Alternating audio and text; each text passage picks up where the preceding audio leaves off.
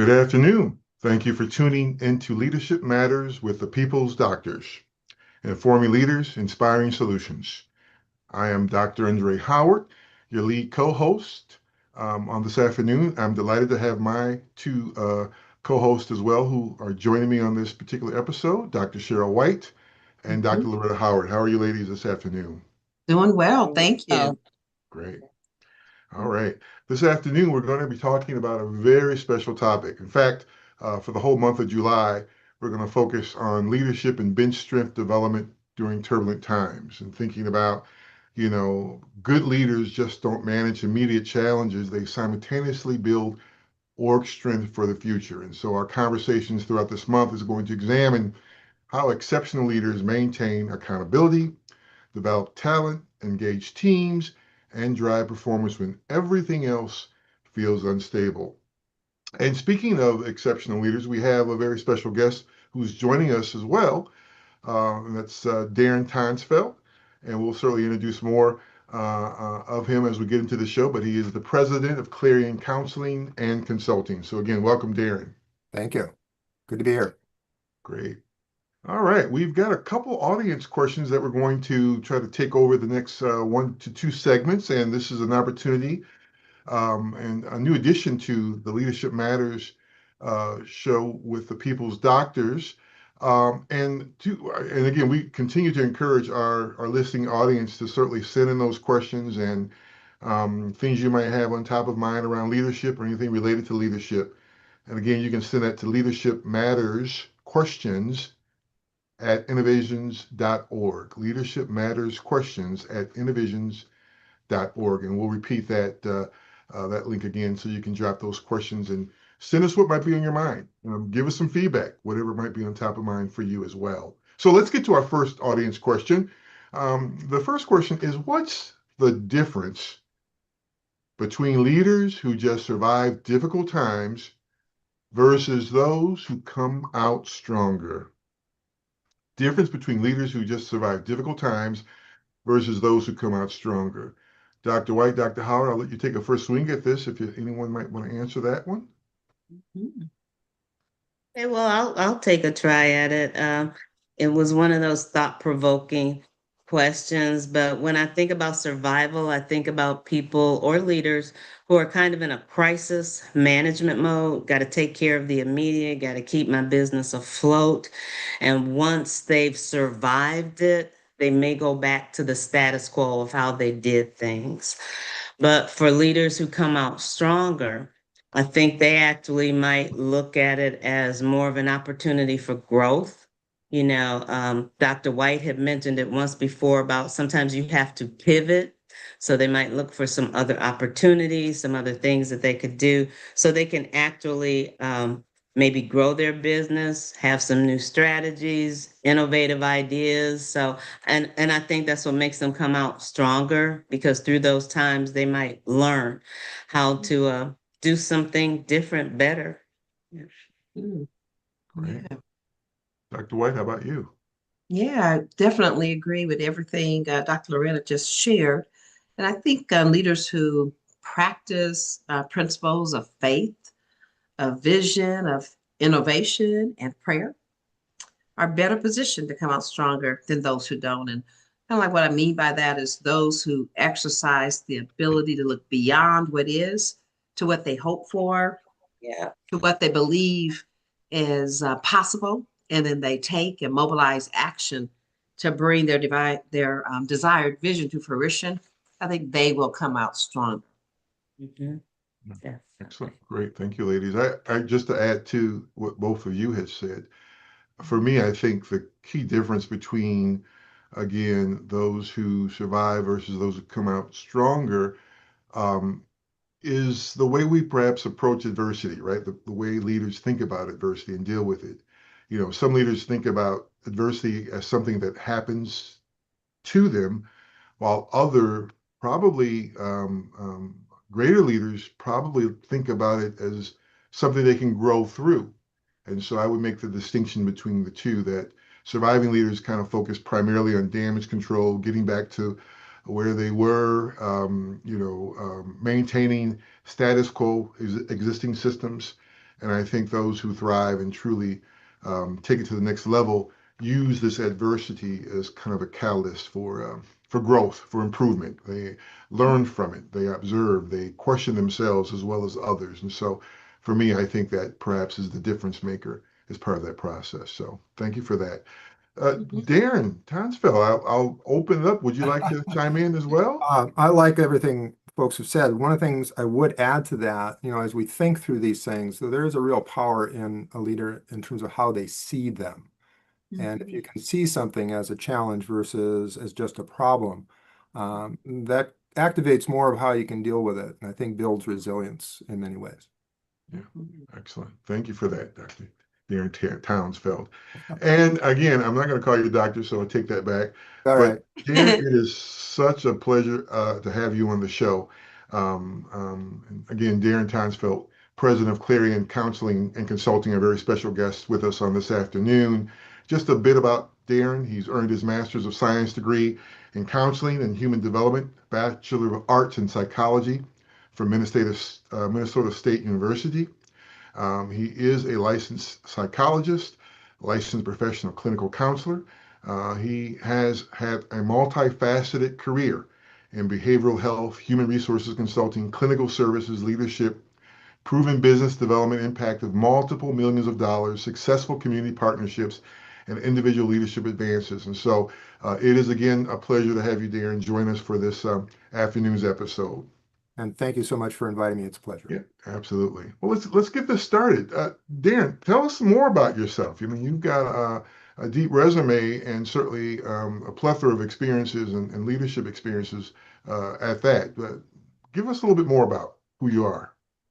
I've moved away from, the old standard of these are the things I've done to more of the this is who I am over the course of time, and trying to make that really precise. I can remember somebody talking about being bright, being brief, and being gone some time ago, Andre. Right. So I've taken that to heart in many ways. So I'm a God-loving, free will humanitarian, and really put a high importance on, importance of humanity, impartiality, independence, and neutrality. And as we talked some time ago, Andre, it's a tough world to be a centrist in, though I'm really working to be that centrist.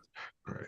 So, and as a leader, look to, be of service, influencing people to help them be better in their lives. And, I have worked in the nonprofit and profit behavioral health world for a lot of years, and been in private practice since 2018. Great. Excellent. Thank you, Darren, for sharing that. So, Welcome. again, our topic for today and throughout July, again, is thinking about this essential leadership and bench strength development during turbulent times. And so, Darren, let me pose this first question to you. It's under the category of accountability, because I think as we talk about and think about essential leadership and bench strength development, accountability is really key, critical to impactful and effective leaders. So, how does a leader maintain accountability standards when teams today are under so much stress and facing so much constant change? Well, and Dr. White and Dr. Andre have known me for a while, and they know I'm kind of a structure person to fault. So where's my go-to? Structure and healthy structure. Clearly, you can have unhealthy structure too. So it's establishing good, healthy structure within an organization. Clear performance expectations, those regular supervision meetings. I'll be banging that drum of intrinsic awareness and relationships, almost all of my answers as we go along. And I hear really strong themes from all three of you in that regard too. And so it's, that and being a leader who gets the barriers out of the way for people to be able to do their job, not create barriers, get them out of the way. And so those barriers show up during those uncertain times. And when you can get them out of the way of people, they'll perform. I like that, Darren. Thank you. Dr. White, how about that? Yeah, love that thought with regards to the structure. I think when we look at performance management, having that clear set of performance expectations, that monitoring system that can show up as we're tracking them in those regular touch bases, and then that responsiveness as relates to accountability, there being some consequences communicated as relates to when someone's on track or not on track. How do you balance all that, though? How do you balance holding people accountable while showing empathy for the unique pressures that they may be facing? Well, let's start with what not to be. One is, and it's very inherent in the upper Midwest, Northern Plains culture, passive aggressiveness. Mm, Don't want to be that, nor do you want to be dictatorial. To truly be able to hold people accountable, you must have a relationship with them. The old saying goes, people really don't care what you think until you know that they know that you care. I think really runs true. And we're really challenged in many ways with some of our leaders in terms of how do you build relationships? It's not being not being everything to everybody, you know, mhm, but understanding each individual where they're coming from. I've said this on a number of occasions, the overarching organizational culture needs to take precedent over the individual culture, but within that, there needs to be understandings of each individual. And mhm. as you do that and you build that relationship, then people are going to listen. They're going to be willing to be held accountable. We've dealt a lot with people who have been um, disengaged and actively disengaged in an organization because they really don't feel like anybody cares. So to be a leader of difference, be a leader who cares. Mhm. I appreciate that. And I love that focus on the relationship. And I think it resonates with us that through the relationship, we get commitment. And when the Mhm. relationship's not there, best we can hope for is compliance. So Yeah. appreciate that relationship focus, Darren. Mhm. Okay. Great. Darren, what I want to ask, and it kind of goes into Dr. Cheryl talking about the relationships, and when you develop that relationship with someone, do you actually have an example that you could share with us when maybe you had to have a difficult or crucial conversation with someone about accountability, someone you have built a relationship with, but yet you still needed to have a discussion with them about accountability? Yeah, and thank you for that. This is many layers to this particular story, though to break it down into its most essential pieces, we had a program. I was the executive leader, and this is one of the programs that was under my purview.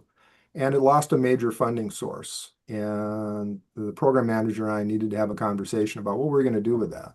Now, there's a pre-existing good relationship with this program manager, very beneficial.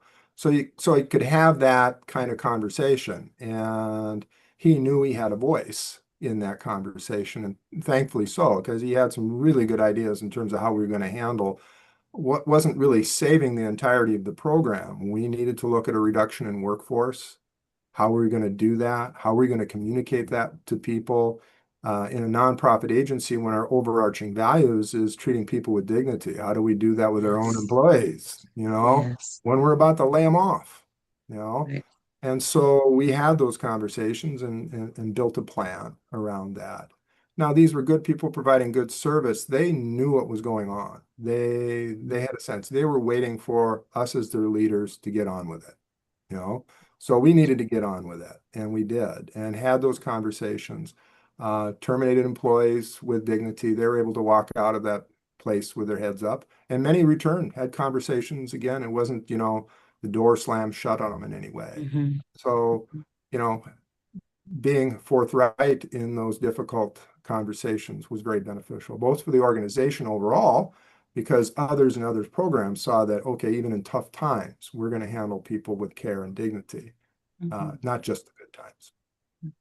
Great. Thank you. Wow, Welcome. that's a great, great, great response. That is tough, very tough when you're Mhm. kind of faced with those kind of circumstances. Wow. Well, we're going to have to take a short break, but when we return, Darren Tonsfeld, we'll get a little bit more into this bench strength piece of leadership. And so we'll pick that up on the other side of the commercial. But for our listeners, please stay tuned. We'll be right back with more on Leadership Matters with the People's Doctors, informing leaders, inspiring solutions.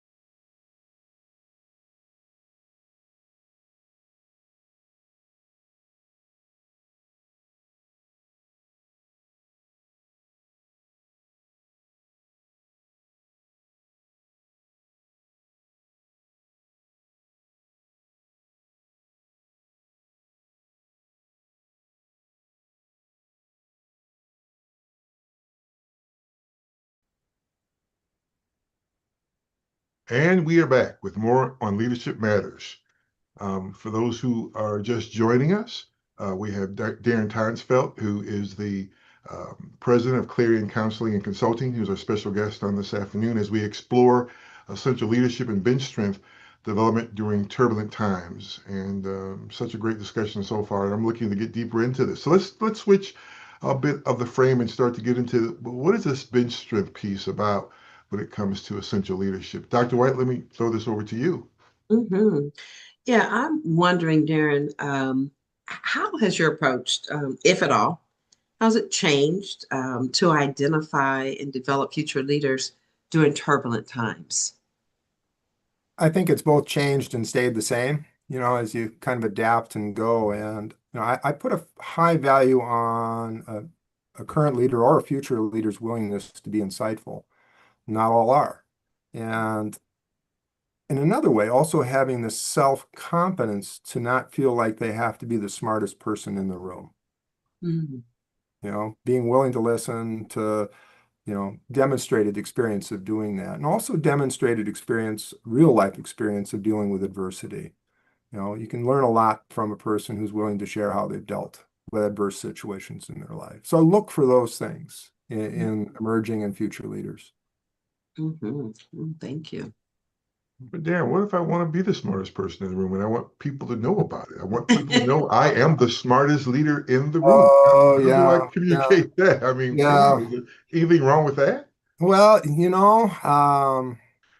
depends on if you want to do all the work yourself or if you want to have a team helping you. Mhm. If you want to have a relationship or you don't want to have a No, relationship. Right, of course. Yeah. Yeah. exactly. Absolutely. You know, Absolutely. again, I know, Andre, you have a great knowledge base on emotional intelligence. That's one of the areas that I look at a lot with folks and encourage a lot of developing, and that we all can grow in that throughout our lives. And I remind some of the smartest folks that I'm dealing with at times, okay, your IQ may be 145 today, but you know, 2 years from now, it's still going to be 145. You can build your emotional intelligence throughout your life until, those things that happen when we age. Yeah, Mhm. absolutely. And so, guess what? The surgeons that get sued the most, Mm, the best are often the best ones yeah, who have strong type A personalities and insist on being the smartest person in the room. right. Mhm. Absolutely. Absolutely. Great thought there, Darren. Yeah. What other qualities, Darren, do you think or do you look for in potential leaders that might be different during uncertain times versus just stable periods of time?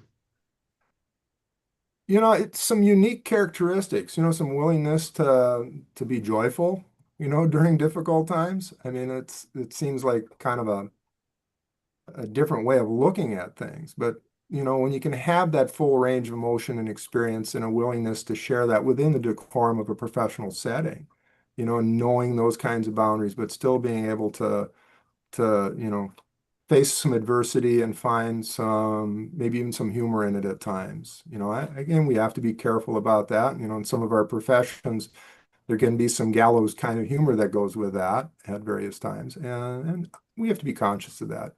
But still, not everything is dreadful and horrible and terrible. They're not absolutistic thinkers. They can think about the potentiality of things. They can layer the terrible into, this is difficult. They can do that. Mhm.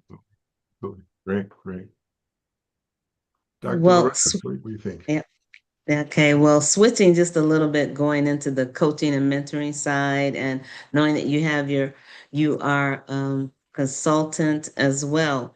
So just thinking about right now, it feels like sometimes everything, we always have this sense of urgency with everything. Everything is the number one priority. We're putting out all of these fires. So how do you find time to have meaningful coaching conversations when everything is urgent and chaos is all around us?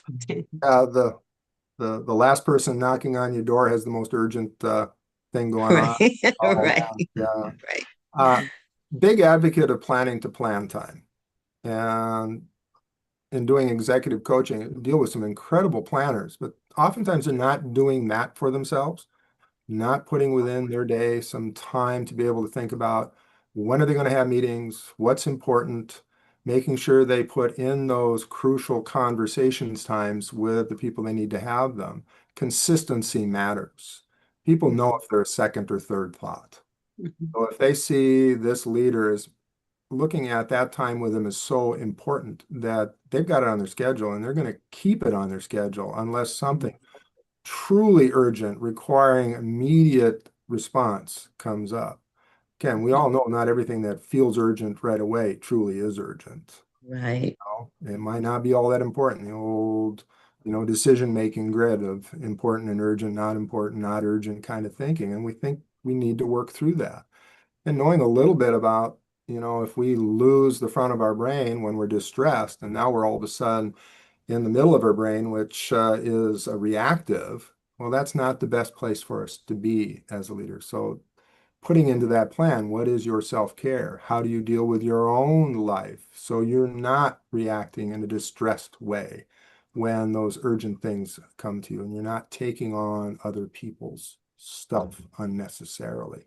Becomes an incredible part of how do you build and develop your own abilities as a leader. Mhm. Thank you. I appreciate that. One of the things you said, self-care, and Dr. Cheryl talks about that a lot, that leaders have to do self-care. So thank you for just saying that, reinforcing that thought. You're welcome. Mhm. Yeah. So, and then following up on what Dr. Loretta just was talking about with regards to coaching conversation, what coaching techniques have you found most effective for leaders who are struggling with uncertainty? Many of the leaders that are coming to me and doing coaching are, of course, dealing with some level of uncertainty. That's been some of the catalysts that has brought them to my office or me to their office, depending on the circumstances. And I use a structured approach. Here comes that structured thing again, Mhm. and really starting, we're not diving into the deep end of the pool right away. Let's get good information. Let's do some assessment of normal personality characteristics, help them build that understanding, doing some robust work around that. How do those characteristics line up with other leaders that are successful? Mhm. And so having them get a sense of, okay, maybe there's some comparison here, but not necessarily from being a good leader or a bad leader, but what are some common things? Layering into that even further in terms of, what's your view of work? What's your belief about what's essential or not essential? How people perform? Layering that down even further in terms of what do you want more of in your work? What do you want less of in your work? Till we get down to those, really important goals that they identify and they want to work towards, set priorities, make actions towards, actually put some effort into doing. And then at the end, really, what I would consider I'm looking for the word, what would I call it? Oh, almost like a capstone kind of thing. And in that capstone thing, it's building their own leadership philosophy. You Mhm. know, part of what I talk about with leaders is you're going to use different leadership styles with different people as you get to know them. If you know somebody is somewhat more introverted, you're not going to come on like an extroverted fire hose to them. Mhm. You're going to shut them down. They're not going to be responsive. So you're going to use different leadership styles. So know those styles. But when Mhm. things get really difficult, really stressed, really strained, uh, distressing in a sense, what do you land on? What is the core belief you land on? And that is your leadership philosophy and having that well defined. Mhm. So when they step out of that, they're in a much better place to deal with uncertainty. Wonderful. Thank you. Yeah, and I appreciate that as an introvert myself. So thank you for saying that, Darren. Mhm. We've got a minute or two before break, but let me throw this question in there for you, Darren. Can you describe how your mentoring style has evolved to address the unique challenges people face today? In fact, what makes you so different, perhaps, is maybe a tangent to that question as well in terms of your own mentoring style. The essential components of mentoring and having talked quite a lot with some of our colleagues about mentoring over time, that importance of listening and understanding, good dialogue, listening so you can really truly hear the person and uh, I've put greater emphasis in my own development as a mentor to make sure I am seeking to understand, using that old Coveyism, seeking to understand Yeah. first before I start talking too much. Mhm. Know, and say, oh, do this or try that. I don't know what they've done or don't know what they've tried. They might have way many more positive ideas about how to deal with the things they're dealing with, and they truly need somebody to hear them. And so that is the skill I've continued to work on and develop, and hopefully a difference maker in those relationships that the mentees I've worked with have felt heard and understood. And from there, at times they provided me the opportunity to be able to interact with them in a way of how do you think about things differently, but by their invitation, not me forcing it upon them. Mhm. Appreciate that.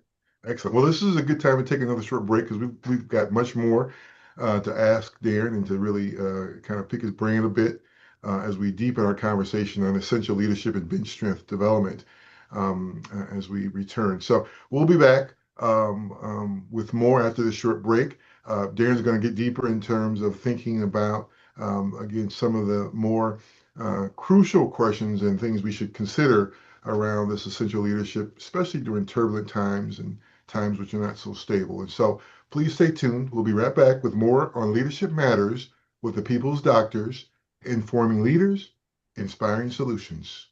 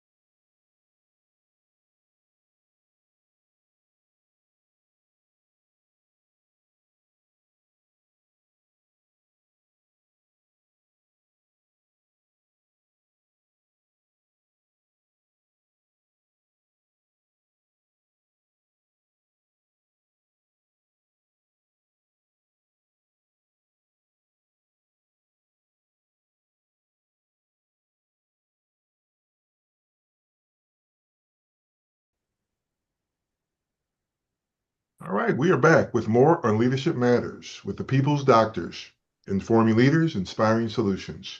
For those who are just joining us, my name is Dr. Andre Howard, lead co-host for this afternoon's discussion.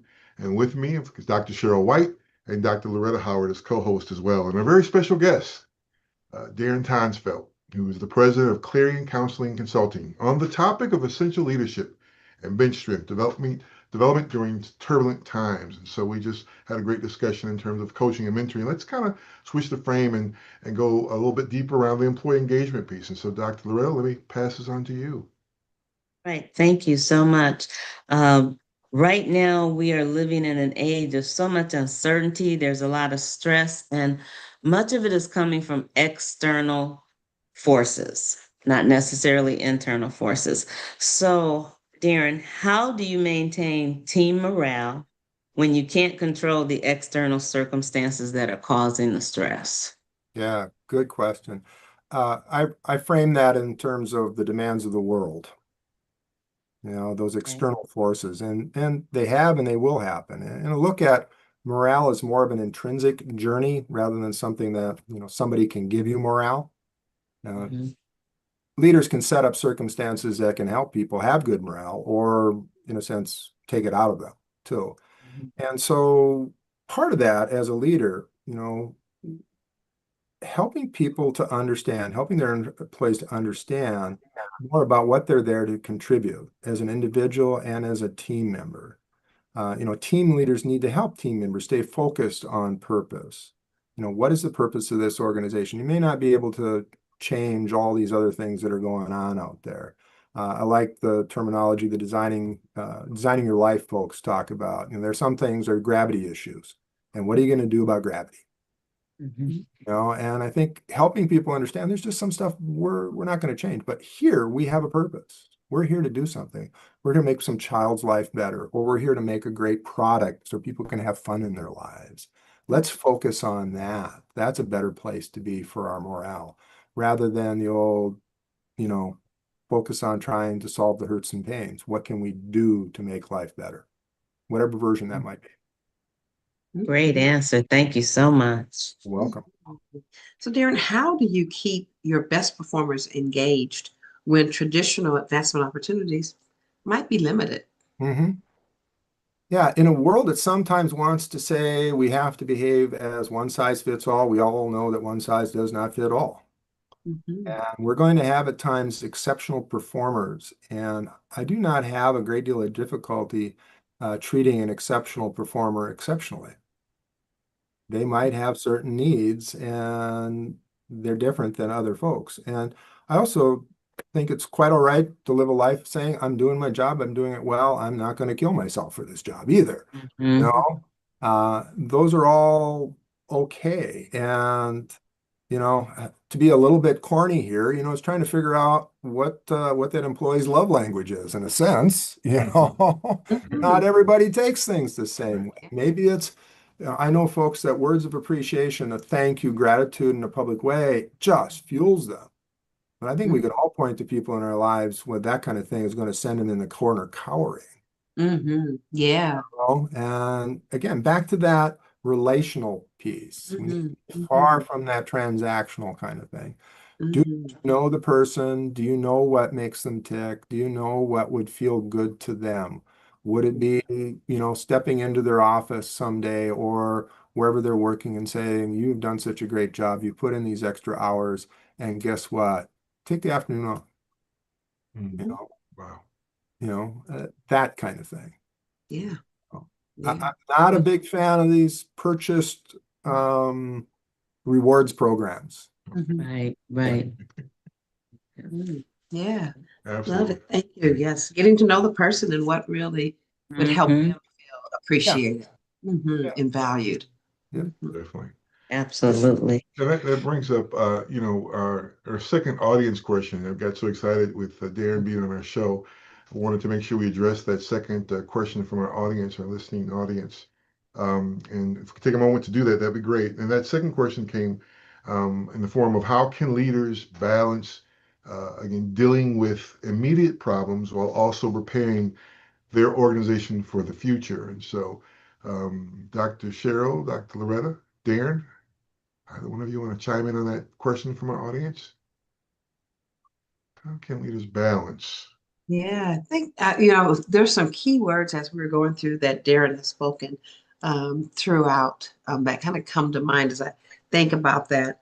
I think it's important to be grounded, fully aware of and dealing with what is, while not being consumed and confined to its limits of the what is, but always keeping an eye to one's greater purpose and North Star. And I think as Darren was talking about personal philosophy and purpose, I was thinking Andre North, then we'll hear you talk about the North Star as well.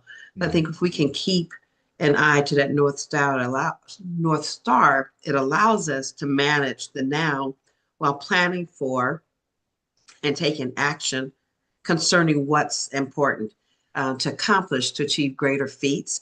I think for some to do this, they have to have the structure that Darren and Dr. Loretta often talks about with regards to having a preference for, where someone actually schedules time on their calendar for strategic thinking, for strategic planning, for strategic action taking, so that they're not just putting out fires all day and responding to the now. Right. Absolutely. Well, my thought on that, I agree with everything Dr. Cheryl said, but in addition to that, I do think that leaders need to try and help foster a culture that actually values being adaptable, and for people who have foresight into things. You can delegate some immediate things to people, but for short-term problems to solve them. But then you want them to still know that we have these long-term priorities that we still need to be thinking about, and take time for having open communications and meetings with people and letting them know, these are the kind of things we have to take care of this immediately right now, but we still have this strategic long-term goal. Get some insight from them. Sometimes I think the workers have so much insight because they are dealing with some of the day-to-day problems, and their input is really important when you're making those plans. So keeping that in mind, keeping our eye on, what the goals are, but involving them and just making sure that you have that culture where they feel, I have that idea, I can share it. I see we have this problem, but you know what? What about this or whatever? So really embracing that. And when Darren talks about the relationship building, you can't say that enough as far as I'm concerned, because that is so important. And people don't realize that sometimes, but those relationships are long lasting because you just never know how you're going to possibly need that person again or be there for them. So relationship building is extremely important. Yeah. Darren? All I have is an and to all that. No buts, man, because I like all that. And what I would add to that, and I hear the themes of all that in this, due process matters. Absolutely. Yeah. And I would just, again, right? I guess I would just add that to this as well. I always thought about, kind of thinking about this framework that we should always think through. I kind of call it looking at it through the balancing framework, being able to do a dual track thinking to some degree, handle crisis while still remaining in control, right? Thinking about, my own decision-making approach as a leader, thinking about my time allocation approach as we deal with this particular question. The team structure, do I have members who can be crisis managers, who can kind of share some of this burden as part of that process? And so, I've come to believe and understand that the best leaders recognize crises are necessary in what we do and how we do it, because it creates wonderful opportunities. It continues to push us to grow as leaders, and really think about the impossible. And I think that's really what's so special about responding to this question, is because it allows for those opportunities. So just great answers as part of that whole process. So excellent. Well, I think it'd be good to take our final break here. I'm going to take a short break, and when we return, Darren's going to share a little bit more about his final thoughts on this topic of essential leadership and bench strength, as well as get from him what he thinks about joy. And so I'm looking forward to that as we return on the other side. So please stay tuned. We'll be right back with more on Leadership Matters with the People's Doctors, informing leaders, inspiring solutions.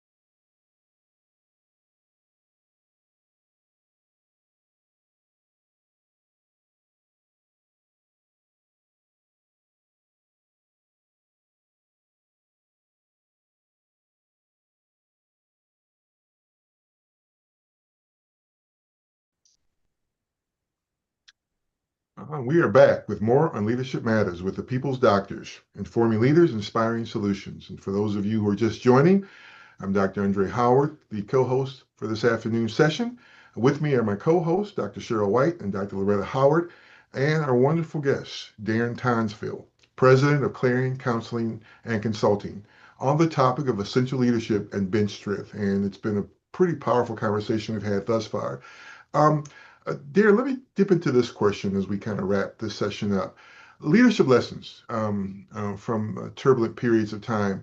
What comes to mind for you? What leadership lessons come to mind for you as you think about how we try to stabilize whatever stabilizing we might need to do Yeah. during this turbulent period?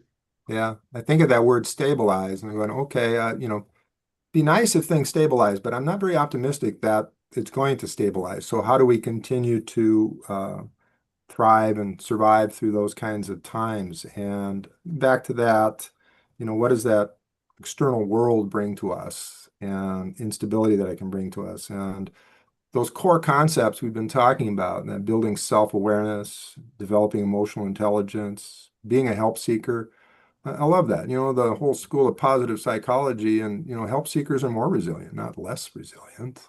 And being a good help seeker. And of course, I bang that drum of knowing your leadership philosophy. What is that belief? And having that so intrinsically ingrained that even in the difficult times, you know what you land on in terms of who you are as a leader, whether that's a servant leader or a transformative leader, whatever that might be. And then people consistently know where you're coming from. And that consistency helps within organizations and leadership credibility. So that all those things provide the sails and rudders that are we need as leaders to get through those turbulent seas. So, how do you balance the need to be decisive with the need to remain flexible as situations evolve? Mhm. One of the challenges in my early part of my career, because, I wanted to be, as Andre was talking about a little bit earlier, I wanted to be the smartest person in the room, and so, hey, let's just do this. But then didn't think about how do other people get included in that? How do they feel part of that as you go along? And, I think it's, again, part of that honoring due process listening to many voices, structuring things. Here we go, structure again. But, it's some of those things like minute meetings, agendas, those kinds of things that go out so people have a chance to be uh, able to think about what they might want to say and, really looking and listening with an intent to understand as people are talking. So we make decisions based on the best information possible and communicate it quickly and across the board as best we can. And if we made a mistake, owning the doggone mistake and doing better. Thank you. Absolutely. Darren, what would you tell other leaders about the relationship between developing people and maintaining performance during these challenging times? Mhm. Need to go beyond the transactional and the performative. This again is that relationship drum. If you're just looking at somebody, that expectation of I pay you, you perform. Okay, well, the next place that pays better is just as good as the place you are.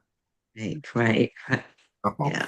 And so going beyond that, and that's essential as a leader to be authentic, connected. When we look at the top 5 of what keeps people in an employment setting, whether that's coming from Gallup or SHRM or some of those particular sources, yeah, pay and benefits matters, but relationship with their direct supervisor is one of the things that keeps a person someplace. And do they have a friend where they work? All of those things are powerful, and people will forego the extra dollars someplace else because of the intrinsic values they get somewhere. And so as leaders, we need to pay close attention to that. Absolutely. Thank you. You're welcome. Darren, I mean, as we kind of wrap up on this essential leadership and bench strength development discussion during turbulent times, any last thoughts that come to mind around that? And I'm going to ask you the question around joy and hope as well. But Yeah. we get to that. I think there's a good number of wonderful leaders out there that are looking for those opportunities, and they've had life experiences, and sometimes those life experiences create intrinsic barriers for them. They get distressed in situations, and they're not their best. And I think as we encourage people to work through those things, and there are better ways of doing that now than we used to. A lot of good experiential ways of helping people reprocess the things in their lives so they're in a better place. So I have hope in that. So going to that hope question before you get there, Andre, and I think about a lot of that as we move forward. We just so many more ways we can help and build and grow leaders moving forward. And we need them. I know a lot of people coming through my office and they look at being in a leadership role and all they can see is the adversity of it. It's very hard for them to see all the good that can come from that and the importance and the purpose that can serve in their lives by stepping into a leadership role. Absolutely. Well, what about joy, Darren? What brings you joy? That's a question we ask all of our guests. I am a part of my leadership philosophy is that of service, and being of service to others brings me a sense of joy. And that includes my family, and that includes being with friends. Those all give me a sense of joy. I'm an omnivert. I'm right on that line between introvert and extrovert, So, a good walk in the prairie with my puppy dogs and that kind of thing can bring me a sense of joy. But sitting around a table talking to good friends can bring joy. Being at a Bible study with people who are of faith and looking at the challenges that can go with that can bring joy. So many ways can find joy. Absolutely. Great. Excellent, dear. This has been such a wonderful discussion. And to my co-host, Dr. Cheryl, Dr. Loretta, any last minute thoughts on this whole essential leadership piece and bench strength before I allow Darren to let us know how to get in contact with him? Anything that comes to mind? Appreciate all that Darren has shared with us. Love the focus on purpose, knowing one's philosophy. Andre, as you would call it, knowing your North Star and how important that is during turbulent times. And thank you, Darren. You're welcome. Thank you. And in addition to that, for me, just the discussion around the relationship building is really important because I think that's crucial. And something else you had said earlier with one of the questions was about the planning to plan. And I don't think people do that enough because we get caught up so much in the day to day, whatever's going on. But if you did plan something, be consistent and have that meeting with that person. Don't blow it off. Let them know that it's important enough. I'm going to keep this meeting with you when you can, of course, unless it's some major emergency. But it makes people feel valued and important. So, and that you really appreciate it, that you're going to take that time. So, I enjoyed everything I heard. I really did. And it kind of made me do some self-evaluations, think about the leader that I have too. And it's like, well, I'm thinking of things he does, or that it's like, oh, wow, that's wonderful. We'll have a conversation. Mhm. You know, I want to echo what Dr. Loretta has echoed, Darren, that you've made as a core too, and that is the relationship. And I think how important relationships are to be able to be grounded Mhm. and not blowing in the wind, along with that purpose during turbulent times. And I'd say relationship with one's higher purpose, higher being, relationship with oneself, relationships with others, just how important healthy relationships are for Yeah. our Mhm. being able to be centered. Mhm. Mhm. Right. Excellent, excellent. And again, Darren, you really kicked us off this month with this powerful topic. We're going to Mhm. certainly be exploring this even deeper with Mhm. other leaders, but you set a high bar for those who follow I you appreciate around that. this particular topic. So really just appreciate your insight. Darren, how can folks get in contact with you? Our listening audience might want to get in touch with you or learn more about what you have to offer. How can they do that? They can contact me at my work number, 701-541-5831, or email clarioncc@gmail.com, or my website, www.clarioncc.net. And I am very thankful and appreciative for being invited to this. This has been delightful and such a Mhm. joy to be a part of. Excellent. Excellent. Great. Again, just a pleasure to have you on the show with us. And so excited to have had you. And we want to just again thank you, Darren, for just being with us today, and thank to our listening audience for tuning in. I want to thank my co-host, Dr. Cheryl White, Dr. Loretta Howard, as well as we navigated through this important conversation. Again, we invite our listening audience to send topics, questions, give us some feedback. What do you think about Leadership Matters with the Doctor's Peoples show? We'd love to hear that. And again, you can send that to Leadership Matters questions at innovisions.org. That's Leadership Matters questions at innovisions.org. Innovisions, INNOVISIONS.org. Please join us every Wednesday, 2 p.m. Pacific time, where you can download our podcast at your convenience or on demand. So until next time, keep on keeping on with Leadership Matters with the People's Doctors, informing leaders, inspiring solutions.